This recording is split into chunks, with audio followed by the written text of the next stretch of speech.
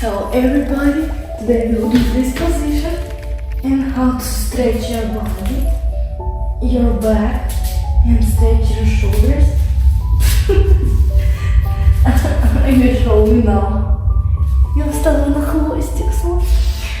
So first what you're starting to do, we will start in the cat position and do this element 2 and 3. Change side 1, 2, 3.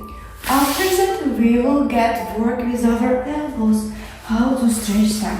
So I will take some blocks, take my elbows and working. Take it 1, 2 and 3 stretching. So 1, 2, 3, 4, 5. Okay, let's try to stand on our elbows and use the elements.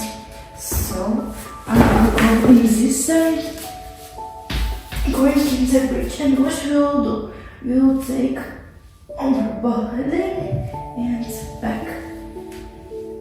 2 and 3, 4 and 5 and stand. So 1, 2, 3, 4, 5. Okay, slowly get back. Take our breath. Slowly breathe out and slide down. So 1, 2, 3, 4, 5. So thank you guys so much for watching. I hope that you like it.